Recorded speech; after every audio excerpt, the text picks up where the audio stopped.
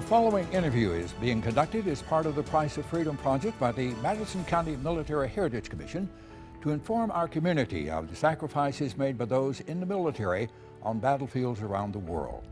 Each veteran interviewed received a Valor Award for heroism during combat. I want to thank the Huntsville School System and the ETV Broadcast Center for their help in presenting this Military Heritage Program. Hello everyone, I'm Tom Kindler. Welcome to our program. Today we'll be talking with retired U.S. Army Colonel William Johnson.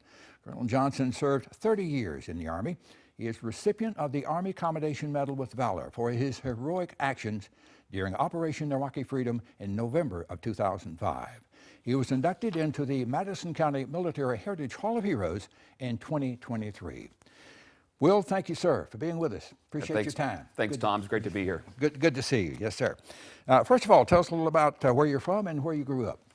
Yeah, Tom. So I was actually born in Tarboro, North Carolina. Okay. So I'm a bona fide Tar Heel, but actually raised most of my life in Bristol, Tennessee. Okay. Moved there when I was very young from my father's work for the phone company, and went through grade school, high school there in Bristol.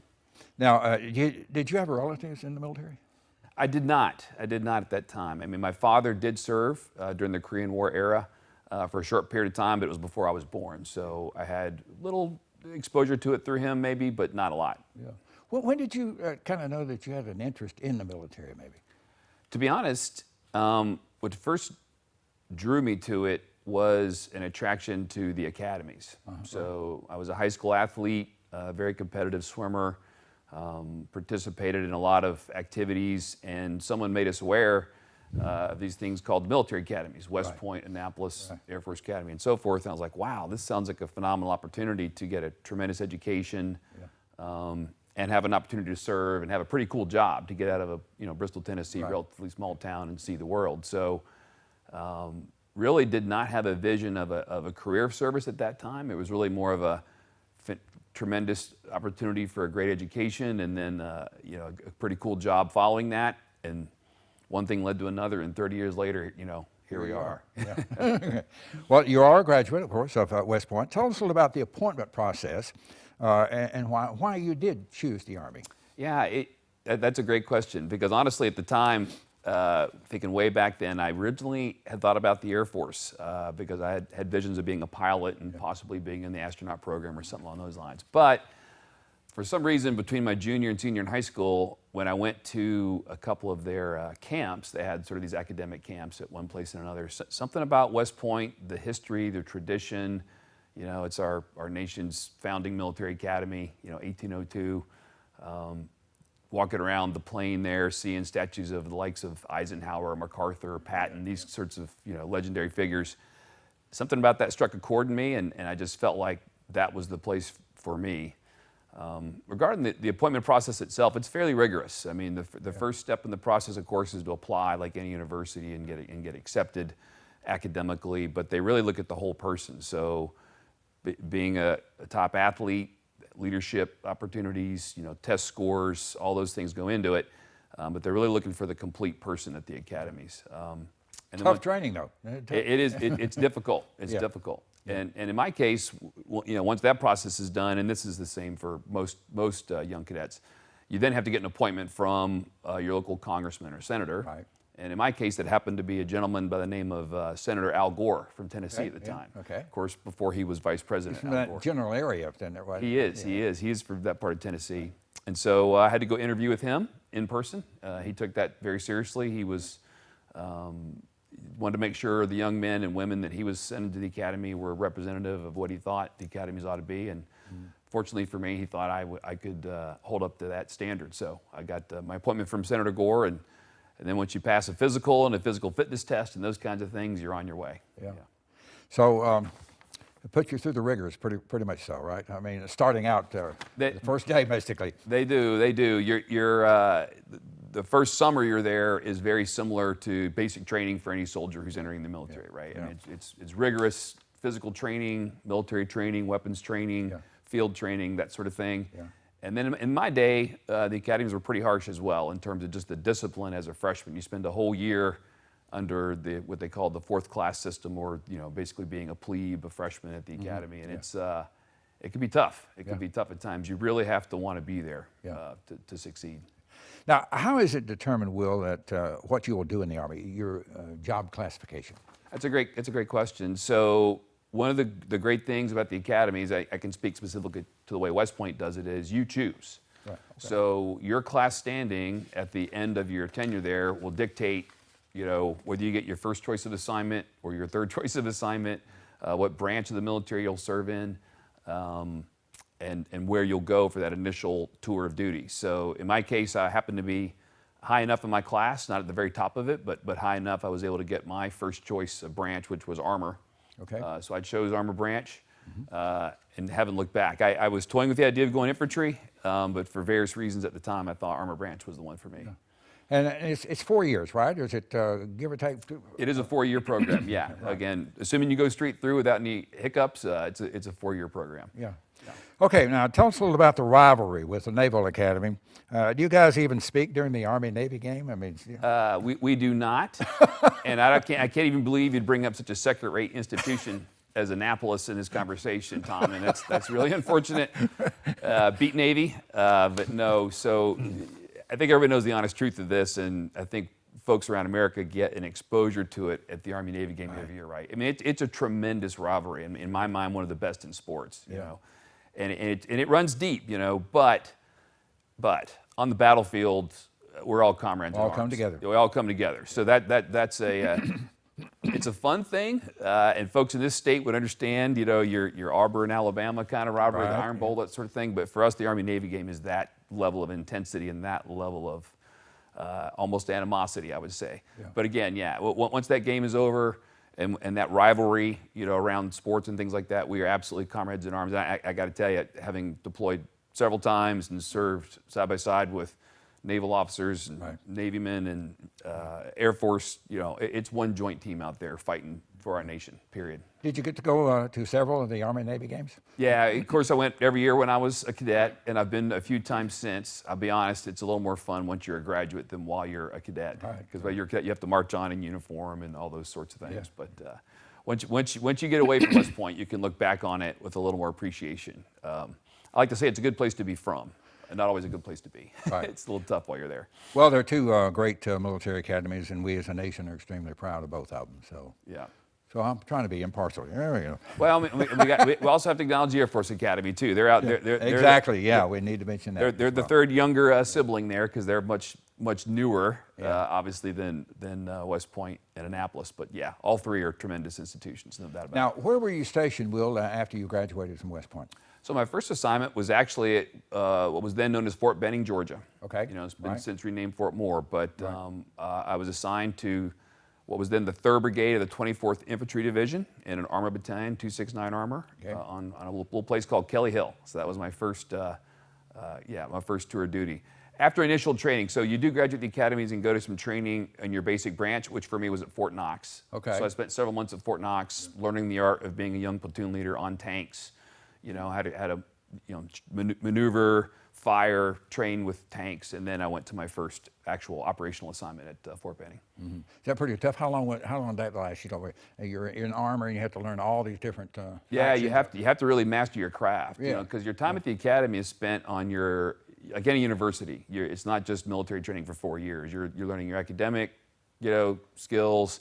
I was a systems engineer by training and with an electrical engineering minor. Very tough program. West Point's one of the few places in the country, I think, still that I don't care what you study, you have to graduate at least a Bachelor of Science. They put a lot of emphasis on that. So a huge course load there for academics, along with military and leadership training throughout your tenure there. When you graduate and go into that basic branch, in my case armor, you go to the place where they train armor officers or armor soldiers. And in those days, it was Fort Knox, Kentucky. Okay. So I went to Fort Knox for about 4 months, and it's pretty rigorous. I mean, you're learning all the basic fundamentals of, how to be on tanks, how to drive tanks, shoot tanks, maneuver them, lead them, and all the different really technical armor skills you need. Had all that armor protecting the goal up there at Fort Knox, right? Yeah, exactly, right. Not really. The same Fort Knox, but different mission there for sure, with the gold vault. But yeah, then from there, Fort Benning and that first assignment, and the things I did there, you're a platoon leader. Like almost every graduate of West Point is going to go out and lead soldiers in some fashion. And so as a second lieutenant, newly graduated West Point, did my initial training at Fort Knox. Now I'm in Fort Benning, Georgia, training really hard with that unit, preparing to deploy. And that unit was busy. We had a lot of interesting things that went on during those years, and we can explore that some more if you'd like. Right. But, well, tell us a little more about your training at Fort Benning as it was at that time. yeah, it was an exciting time, Tom, because of course, these days hard to remember almost before the 9/11 and that period of time. But this is the early 90s, so this is pre 9/11. But that particular unit was part of what the Army calls the Rapid Deployment Force. Right. So we were in high alert at all times, prepared to deploy for contingencies around the world. And we had several really interesting, challenging, incidents at the time that caused us to ramp up very quickly and deploy. So what you do as a lieutenant anywhere is again, you're leading a small unit. In my case, I had 16 soldiers, 4 tanks that I was in charge of. We're out in the field training a lot, doing those sorts of things. We're away from home a fair amount, but doing fun things like shooting tanks and maneuvering them in the woods and training with soldiers, which is what I loved the most, was about being a platoon leader, being with soldiers and around soldiers. It was phenomenal. But then we got called upon a couple times to alert deploy. In the middle of the night, phone rings, pre-cell phone era, but the home phone rings and they say, grab your bag and rush down to the airfield, and we're loading tanks on C-5 airplanes to fly around the world for a rapid deployment. One of those was, this is just after the Gulf War, but we had a contingency operation where the Iraqi forces at that time had massed back on the Kuwaiti border. They alerted our unit to fly back into Kuwait, and we ended up spending 4 or 5 months deployed up in a raid along the border to deter that Iraqi aggression. So those are the kind of things you're going to do in the Army, is defend your nation in a variety of ways. So even as a young officer, I was already getting on this sort of cycle of be ready to deploy, be ready at a moment's notice. When the nation calls, you got to go. So it really was a foundational time in my career to be ready for what came later, the time in Iraq and Afghanistan. Gaining that experience, very important, Yeah, foundational. Yeah. Right. Now, you served in both Iraq and Afghanistan. Was your mission basically the same in both these countries? It was similar, but not entirely the same. So in my case, I can speak about the Iraq deployment first. At that time, I was the operations officer for a combined arms battalion. And so we deployed into Iraq. We were in a part of the country called the Diyala province. Outside Baqaba was the main city. And our mission there was to train with Iraqi forces and help secure that area, enable the government to develop, build their own security forces, and clear out the insurgency that was raging at the time. My initial job was as an operations officer, so I was in charge of, what they call an S3 of a battalion, but managing, planning, arranging, executing all the operations the battalion was conducting. Then about halfway through the tour, I was pulled out from that assignment and given responsibility to command a special task force, a coalition task force of U.S. Army soldiers, Georgian Army soldiers, and believe it or not, Iraqi Army soldiers in this combined task force under my command to continue to do combat operations against insurgents in Iraq in that same area. Now, this is where you received the Army Commendation Medal? Yeah, that's Tell correct. us a little more about that mission, Will. Yeah, so that was a tough one, Tom. This was during that second phase of that deployment for me, where I was in command of the Special Task Force. We'd received intelligence that there was a significant insurgent presence in this one village called Hib Hib. And so we decided we needed to do an operation to clear that out, to capture as many of those insurgents as we could. So very dark night, raining, worst possible weather for a combat operation of its kind. We went in, we encircled the village, and we started to clear the team, block by block, to work our way through the village. One element of our force got pinned down under really heavy enemy fire in one portion of the village, and it wasn't looking too good. They were cut off and they were pinned down. So I led our team that went in to relieve those guys to regain contact with them and help extract them from that situation. And that led to me being nominated for the Army Commendation Medal. Did you lose any guys in this? Not in that operation. Fortunately, we had a couple of guys that were injured, that were wounded, but no no serious injuries and thankfully in that particular operation, no casualties. So that was good. And you considered your mission a success, you know? Yeah, absolutely. In fact, after clearing out the village of the insurgent presence, we were able to build a really good relationship with the leadership in that village, with the people in that village, and they gained their trust, which led over time to them providing us information that a high-level terrorist insurgent by the name of Zarqawi was going to be there at a certain place at a certain time, which enabled us some months later, actually it was the forces that followed on from me to conduct a strike that killed that terrorist. So really the long-term results were very successful. Yeah. Great. Will, you were a battalion commander in Afghanistan, and you've mentioned how proud you were of those in your command, the teamwork displayed during the deployment. Talk about that more. Yeah, sure, Tom. Again, individual recognition is fine and all, but the reality is no one does anything alone. It doesn't work that way. Work as a team. Work as a team. Yeah. The Army's about the team. Whether you're a member of that team or leading that team or whatever, you might fail alone, but you only succeed together. Is how I like to think about it.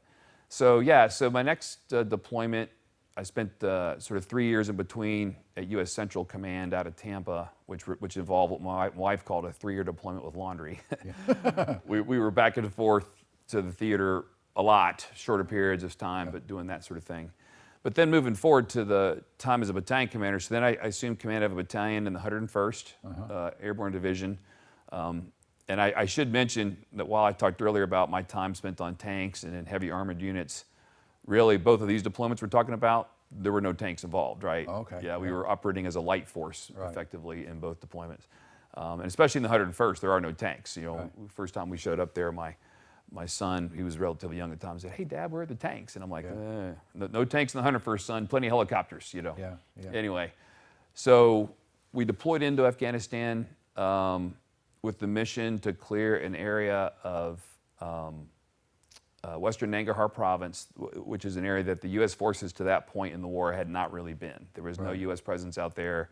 There's very limited Afghan security forces in the area. Hotbed of insurgent activity. They were growing poppies to fuel the drug trade, which financed a lot of the Taliban's operations. So it was a really significant problem, and we needed to get out there. We needed to establish a security presence. We needed to clear the Taliban out of there, and that. So what year was this now? Yeah, this is 2010. Okay. Yeah, 2010. Right. So on Christmas Eve of 2010, we launched what we called Operation Black Panther, which was named after our squadron and the people we were partnered with, to deliberately clear, ridge line by ridge line, village by village over a period of days and weeks, and really kind of extend that U.S. and Iraqi security force, Afghan security force presence out into that part of Afghanistan. Very difficult operation, very challenging. That we did sustain a number of casualties that's really tough, and that's what I wanted to talk about and remember and highlight those heroes, because those are the guys who made the ultimate sacrifice. That's some great guys under your command. Yeah. And it's tough as a commander. I mean, the main thing you want to do, of course, is accomplish the mission, followed only very, very closely by bring all your people home. Do it successfully, and to me, success means everybody comes home safe. And in that case, we succeeded in the mission, but we did not. I did not succeed in bringing everybody home safely, unfortunately. But I am tremendously proud of that unit accomplishment, because we were recognized by the Army with the Valorous Unit Award. So that's the equivalent of a Combat Valorous Award, but for the entire battalion. Yeah. For the actions that we took, starting on, no kidding, Christmas Eve of 2010. That's when we launched the operation. Yeah. We'll always like to talk to our veterans about the stress in combat. When you serve in a war zone in combat, how do you deal with that? Talk about that for us. That's a great question. I think the Army has come a long way in this area, helping us manage that and teaching us how to do it. And for me personally, I can't speak to everyone, but I think how you train is how you fight. So the more demanding you make the training, the more difficult it is, the more repetitions you have of the operations you're going to do, the more prepared you are when you're doing it for real in combat. So, by the time I'm commanding a battalion in Afghanistan, I've got 20 plus years of experience in the Army, multiple I'm already at that point, multiple combat deployments, also lots of training, and your instincts just kind of kick in. So you are in charge of a lot of people. You have to take that responsibility seriously, but you also have to kind of watch after your own personal and mental health too, because you've got to find a way to endure. These are long deployments. These are 12 months plus at times. And for me personally, I just tried to stay centered. I fell back on my training. I trusted the team and the people that were around me, that we would all succeed together. I think that's the best way I can answer that. Yeah, training also, it kicks in. Yeah, that's right. Rely on the training. That's right. How does it make you feel, Will, when people call you a hero, or when they read about or hear about what you did in combat? Tom, that's a tough definition to assign to myself. Yeah. I did what I was called to do. Yeah. You asked at the beginning about how it started. And for me, as a kid from Bristol, Tennessee, having the opportunity to go to a great institution like West Point and then serve my country for a number of years, however many that ended up being, a long 30. Yeah. But at the time, 5 years, having this great job, serving with soldiers, jumping at airplanes, shooting tanks, all the different things we did. I just thought it was a phenomenal job opportunity and career and way to serve my country, which I felt pretty passionate about. You don't have to wake up in the Army or the Navy, the Air Force, or anything, and ask yourself, why am I doing this today? What's the purpose behind this? It's baked in. You know why you're doing it. Right. You're serving your country, you're defending the freedoms this nation enjoys, and you're there for your fellow citizens to a career service.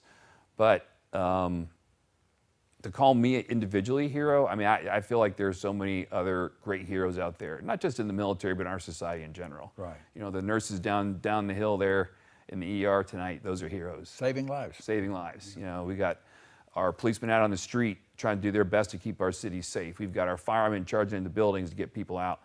I could go on and on. All these people who wake up every day and serve their fellow citizens, in my mind, are heroes. Yeah, the fact that I was in some ways at the wrong place at the wrong time, we had to take some desperate action to get some guys. Okay, fine, yeah, that happens, but there's any number of people that would have done the exact same thing, because that's what we're trained to do. And while it's certainly an honor to be recognized, and I'm happy to be able to tell the story of the veterans, because people want to talk about it, but I want to convey to everybody, I feel like all of our veterans are heroes in their own way. What they've done, the fact they elect to serve, and all those other kind of people who have that life of service. I think we should recognize them more so for that, in my view. Right. How did your experiences in combat affect your life, your career in the military? During my career of service, it just was what it was. I actually remember being told this, and it's interesting when you go back in time. Now we take for granted, the attacks on 9/11 happened, it started a war in Iraq, a war on terrorism around the world that still in some ways is raging today. Now, of course, we have, another large conflict in Ukraine, with the Russians. It's just amazing. But I was told in the 90s there was a period there where there wasn't a lot of this going on. The Army actually was drawing down. The end strength of the Army when I started was around 750,000 soldiers. Yeah. It drew down very rapidly to 500,000 soldiers, so we were getting rid of nearly a third of the Army, the active duty Army anyway. And it was a time where there was sort of this peace dividend, and people just could not conceive we'd be going back to war. The Right. Gulf War happened, it was very quick. For me, I was told, just wait, every generation will have its war, whether it was World War I, World War II, Vietnam, Korea, Gulf War, and then for my generation, it became the global war on terrorism. Right. But it's hard to see that, in your 20-something, it's in the 90s, you just don't see it coming. And in my case, once we got to the point where the war started, that's where I really felt my calling kick in. Because you're training in the Army, you always want to be ready, you're there to serve, and that was all great. But it was sort of like, okay, is there really going to be any need for us to do anything in the nation's defense? And I assure our viewers, there always will be. So when that question comes around again, which it will, trust me, there's always a threat to freedom, there's always a danger. And in my case, the combat deployments were just part of it. That was just part of what my generation did. And trust me, there are a lot of guys, my age that deployed more than I did. I had several deployments, but there were those out there that did quite a bit more than me. And it can be tough. It's tough on the family. Career-wise, it was phenomenal for me because, of course, now you're doing exactly what you've been trained to do. You know, you're in combat, you're exercising all those skills, you're working with your team, you're doing everything you were taught to do the right way, and then, you know, you come back to the home station, you train up, you deploy again, and then you use those experiences later on in your career in the Army to try to help the Army be the best Army it can be to be ready for the next mission. Now, of course, we mentioned your tours in Iraq and Afghanistan. Talk about some of the other places you were stationed during your career. Yeah, that's a great question. So prior to Iraq and Afghanistan, I also was fortunate enough to be stationed in Korea for a short period of time. So after those early years as a lieutenant we talked about earlier, my next assignment was actually up on the demilitarized zone between North and South Korea. And that was a tough time. There was quite a few things that happened there that were interesting during that tour of duty. I was with the Division Cavalry Squadron, which was arrayed right along what we call again the demilitarized zone. And we had a lot of training repetitions where we'd be up on the DMZ, we'd be training in shooting gunnery, which means training with your tanks and your helicopters and stuff. And the North Koreans are just right across the border. Just look, you can see them. Yeah, you could. There was a place, actually, one time when I was there, we did this thing called the Currahee Endurathon, which was sort of a triathlon race where we ran up along the mountaintops, and you could see the Korean sentries right across the way looking at you while we're doing this world's most dangerous triathlon. Looking at each other. Looking at each other. Yeah. And that was a formative thing too, because now you're like, okay, this is like real world operational stuff. This is still pre 9/11. And so I got a great experience in Korea. It really thought, Korea was fantastic. Came back from there to a place called Fort Carson, Colorado, where I spent my company command years as a captain. Another great place where we did a lot of training. I was a tank company commander and a reconnaissance troop commander, and spent a lot of time in the field training, getting to shoot gunnery, rotations out to our National Training Center, things like that. Gets kind of cold up there. It can get a little cold at Fort Carson. If you're going to be out there at altitude, you better be ready to learn how to run, with a little less oxygen. That's why our Olympic Training Center is there. You know what I mean? Yeah. And then after those experiences, we've kind of already been through my middle years there in the combat deployments direct in Afghanistan. After that, I went to Washington, D.C., where I spent 3 years really understanding a lot more about how the political world interacts with the Army, the congressional oversight of the Army. I was fortunate to be the military assistant for Secretary John McHugh, the Secretary of the Army. Okay.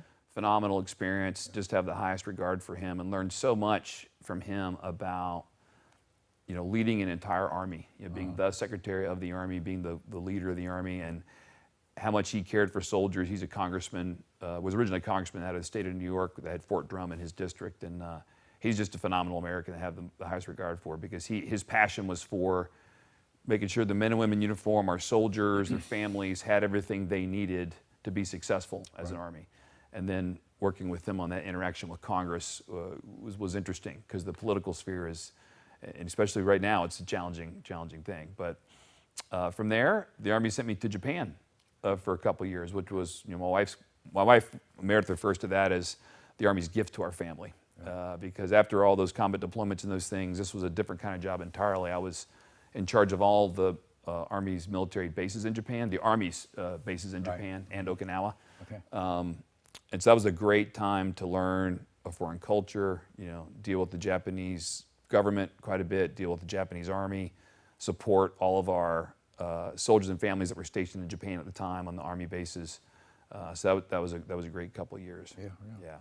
And then from there, we spent a couple of years in Hawaii, where I was in charge of, I was the deputy for this, all the Army bases in the Pacific that included Korea, Japan, Kwajalein Atoll, little known place out in the Pacific, Hawaii, and Alaska. I think that might be it. And so, hundreds of thousands of soldiers and families stationed all across the Pacific, and our mission was to make sure they had everything they needed in terms of housing, facilities, training, resources, everything on the base, was our responsibility to make sure they had that. And then I came here to Huntsville for my final tour of duty. Were you stationed at Redstone Arsenal at one time? I was. So my last assignment, following that tour in Hawaii I just mentioned, was to be the chief of operations here on Redstone for Army Material Command. Okay. Yeah. And that was right when the pandemic hit. So came here to do that, and then spent a lot of time working for General Perna initially at the time, who was the MC commander, as his chief of operations, and really working hard on helping the Army's response to the pandemic, deploying the logistics around the world they needed to do that. Yeah. As you look back, Will, do you have a favorite duty station? Oof, that's tough. Hawaii does come kind of at the top, Hawaii right? is pretty close to the top for us, I would say. So, Tom, I guess to express a favorite, let me answer it in a couple different ways. Sure. Right? So, the first thing I'll say is this about Army assignments, and I do fundamentally believe this. There really are no bad assignments, there's just bad attitudes. Because almost any place you go, you can find something about that place that's special and, unique and worthwhile engaging in. And if you get involved in the community and stuff, you can make it a good assignment. But to be fair, there are places that we just liked a little more, So top of the list, probably Fort Carson in Colorado, loved Colorado, Hawaii and Japan are probably top three. So from a location standpoint, it's close for me between Japan, which I absolutely adored, really, really enjoyed working with Japanese people and just learning that culture and society, and the mission there that I had as a job was so good. Don't tell anybody, but I'd probably pay the Army to let me go back and do that job again. I loved it so much. So that was one of my favorite assignments in terms of the job. But you're right, location-wise, Hawaii's tough to beat. We're passionate about that, and who knows, maybe someday we'll find our way back there. It would be kind of a dream. Now, being in the military, of course, you have a lot of different duty stations, and you're away from home a lot, extended periods of time. Yeah. I want you to talk about the stress that puts on a military family. Well, it is difficult.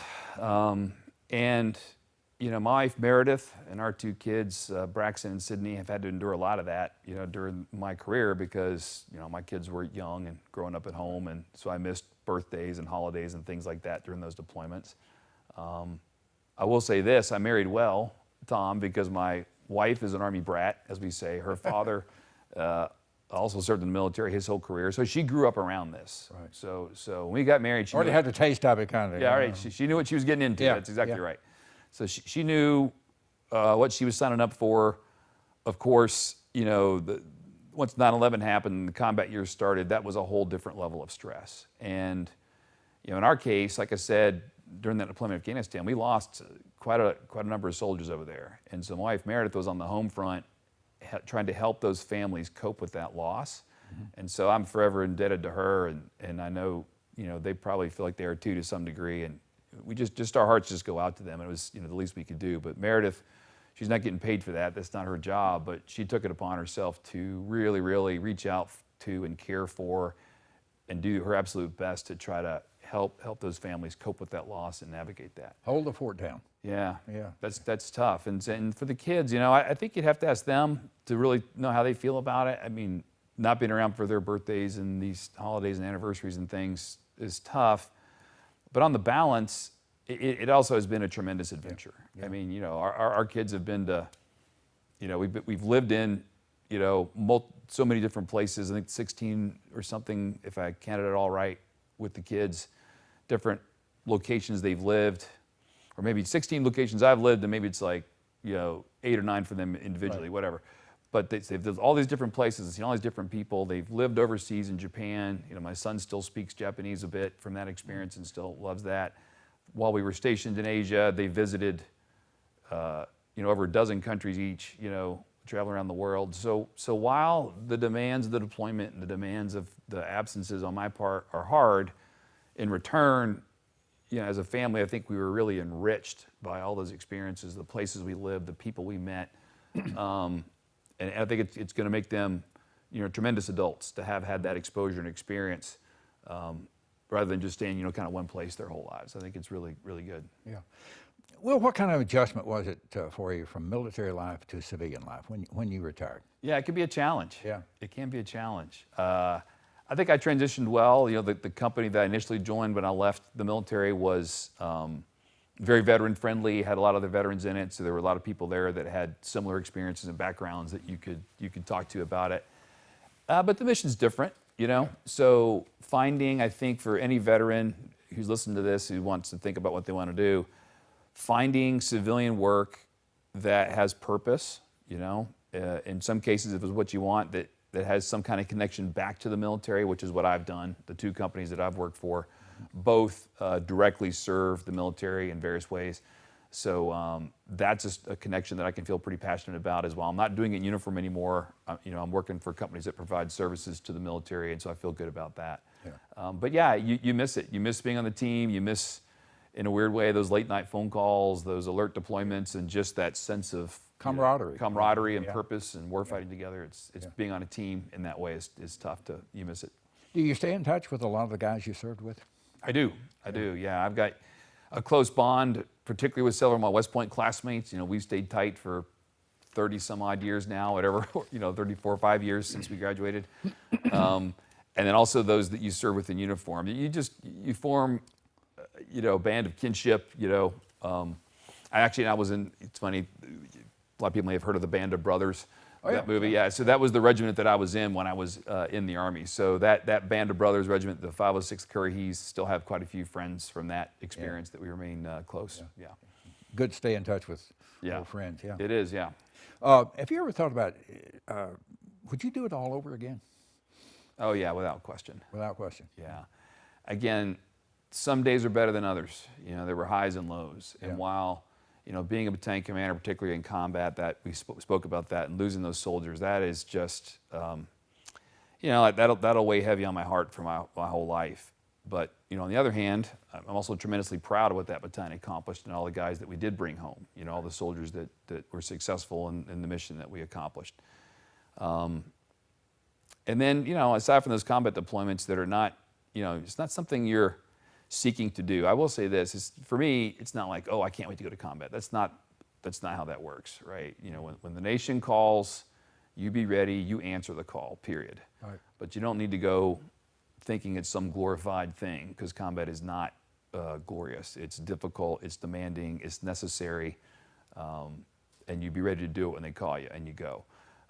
But on the balance, all the rest of that, yes, I'd do it again in a heartbeat. I mean, it has enriched our lives, me personally and us as a family. It gave me a sense of purpose.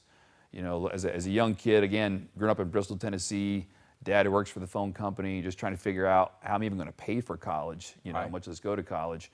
The West Point and then the military thing put me on a trajectory that, I don't know, it changed my life, obviously. It put me in a whole different kind of place. And I'm very thankful for it. I'm thankful for it. It's given me, like I said, a life of purpose and service to my country that I am proud of. Yeah. Now, we talked about some of your favorite, pardon me, duty stations. What's your favorite memory while serving in the military? Ooh, that's a tough one. Favorite memory. I don't know if I could just single out just one. Yeah. I mean, sunrise on day 3 or 4 of Operation Black Panther, when we've seized our first key objective and things are going well, that's a pretty good memory, because you're going into that operation really concerned about the dangers and the threat and everything else. But there you are, it's a moment of calm. The bombs aren't dropping right now, the guns aren't firing, things have settled for a little bit. That's a pretty good one. Yeah. The day I walked away from West Point, the day 1, when I was like, that's behind me, and now I can get out and go be a soldier. That's a pretty good memory. The day I retired, with my family and my friends assembled around me, reflecting back on 30 years of service and dedication and fellow soldiers and lost comrades, that's a pretty good memory. There's a lot of them, Tom. It'd be really hard for me to single out just one. Hard to single that one, right. Yeah. Now, you've served in war, and I'm sure you've seen a few war movies. Do you think war is depicted accurately in most of the movies or TV shows that you've seen? That's a great question. Most, no. Yeah. No. I think some get it right. I mean, the ones that, again, going to my point earlier about glorification of combat and that, those get it wrong. And I think the ones that are providing a little bit, maybe too much social commentary about, soldiers doing whatever, bad things or something, I think they get it wrong. I think the ones that kind of hit it in the middle, that are telling a story while trying to accurately depict the experience of combat, what it actually feels like, I think get it really right. One that jumps out to me right away is like Saving Private Ryan. I mean, that movie, you know, the bombs going off, the shells, the death and destruction around those guys, but the teamwork and the camaraderie and the stress. I think that's a good, the sort of the fighting scenes in that to me resonated. Even though it's a World War II era movie, I thought it was well done. And there's some of the more contemporary movies I think that try to do this right. You know, they're not trying to, you know, make some kind of, you know, political point or whatever, but they're trying to actually accurately depict the experience of a soldier. I think those are the ones that you can kind of gravitate to. But yeah, it's hard to explain, you know, when you've been there and seen it and felt the bullets whizzing by and seen the bombs going off and been, you know, nearby an IED explosion and had to go into the aftermath of that and those kind of things. I think it's difficult. Hollywood tries at times, I think, but it's difficult to get it quite right. You kind of almost have to be there. Now, you talked about your wife, Meredith. How long have you and Meredith been married? You're gonna make me do public math now, Tom. You're gonna get me in trouble. No, I'm just kidding. So we've been married 23, going on 24 years. It'll be 24 years this year, 2024. Tell us a little more about your family. You have 2 children, right? Yeah, that's right. So again, my wife Meredith, who's an Army brat, her dad, retired Army colonel, and an interesting story there. He and I served together. So really? Yes. So very early in my career, he was a battalion commander that I served for as a lieutenant. And that was just a phenomenal experience, learning from him, because he's a Vietnam era veteran. You know, he's now a battalion commander in the early 90s, and serving with him in that first assignment we spoke about a little while ago was just tremendous. So I got to know his family at the time. His son, Roy, also was in the military, but not stationed with us at the time. And I knew Meredith a little bit, but she's a few years younger than me, so at that point in time would not have been appropriate for us to be dating. She was a little bit too young. I don't think the colonel would appreciate maybe dating his daughter, maybe. But then fast forward a few years later, her son Roy and I were stationed together at Fort Carson, which I mentioned briefly, and we got reconnected through that. And then very quickly, you know, it was like, I mean, we were engaged.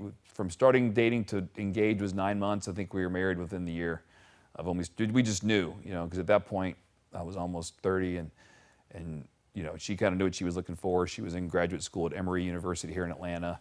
She's a physical therapist, and that. So anyway, so like I said, she's a physical therapist, and she, as we moved from place to place, continued to practice as much as she could as a physical therapist. Right. And then at times when I was deployed for long periods, she was not able to pursue that career. So she families make sacrifices to do this, you know.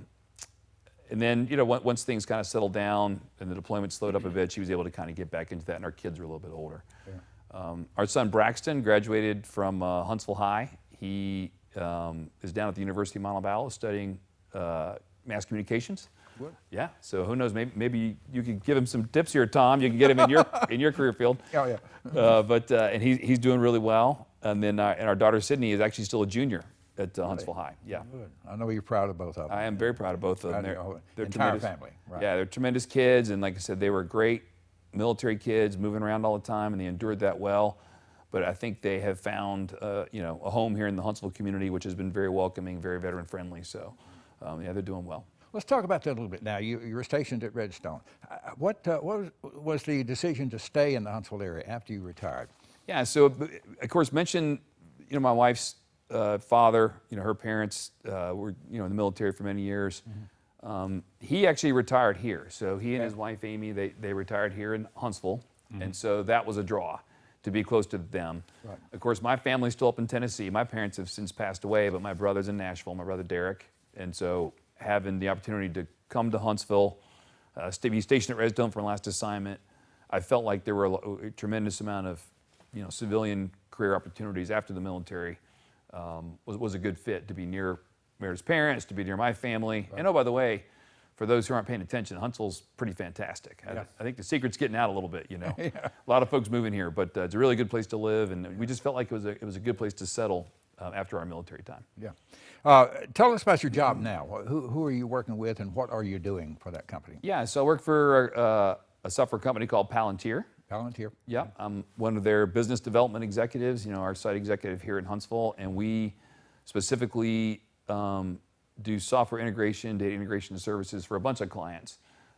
My focus is the military. I specifically work with some of the agencies and commands on Redstone Arsenal for services we provide to them, and then also look for other ways that we can, you know, use our artificial intelligence technology, the software that we provide to help other aspects of the Army and Department of Defense at large. We have quite a few large Department of Defense contracts where we support the military with what we do. Yeah. To those young people, Will, who may be watching and considering a career in the military, what advice would you give them?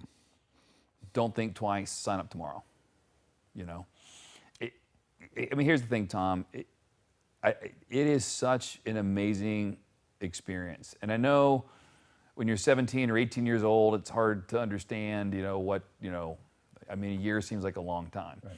But trust me, as a guy who went to West Point with no more idea than, 5 years in the Army and I was going to get out and do something different, the time goes by really fast. Right. And it doesn't really matter whether you enlist in the Navy or the Air Force or the Army or the Space Force these days, or you go to an academy or you go to university, you go to RTC and become an officer.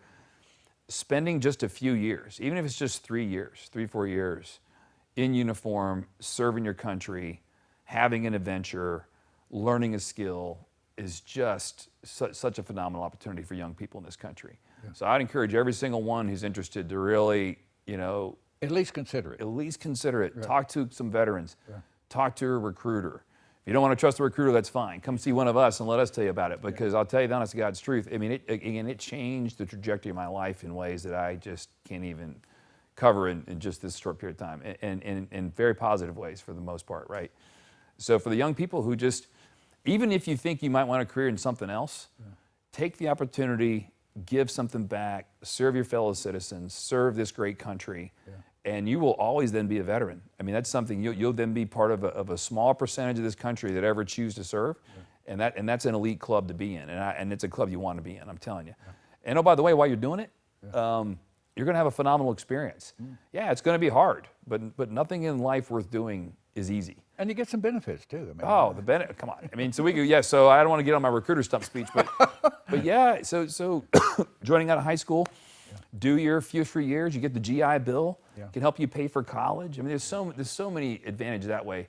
But I would say the real advantage is just having the opportunity to be on a team, serve your country, make some money while you're doing it, and have a bit of an adventure in your young life.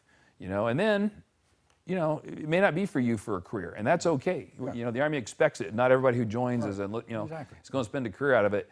But at least you'll have done something, and you'll have served, and you'll understand what that's like, and then you'll have had that, and then you can go back to college if that's what your path is, or go into a trade if that's what your path is, or any number of these things. But those first few years of your young life, having the opportunity to serve is just, I'm passionate about it. I wish we had more young Americans that would really consider it and pursue it. It's like 1 or 2%. Serves the military. Very small percentage, yeah. So like I said, if you answer the call, you're joining an elite club, and it's a pretty good club to be a member of, I'll be honest. You were inducted into the Hall of Heroes in 2023 with your father-in-law, Roy Adams. Yeah. What was that experience like? Well, it was humbling, Tom, to be honest. I mean, when I look back at the roll of honorees in our Madison County Hall of Heroes, it's amazing. I mean, a number of Medal of Honor winners, Distinguished Service Cross awardees, veterans of World War II, Vietnam, Korea, et cetera, and of course the wars in Iraq and Afghanistan more currently. It is just incredibly humbling, to be numbered among those patriots. And you're wearing your medal today, by the way. I am. I'm very proud of it. I'm honored by it. And it truly is an honor just to be associated with those folks. And the ceremony was just phenomenal, and I really did appreciate those that came, that turned out to just say thank you, not to me necessarily, but to all of us in the Hall of Heroes. Really appreciate the support of the community for the Hall of Heroes and the program. It's been great, yeah. Will, I want to thank you for participating in our oral history interview series and allowing us to preserve your military experience. And thank you, sir, for your service to our country. Thanks, Tom. My pleasure. It's been an honor. Appreciate it.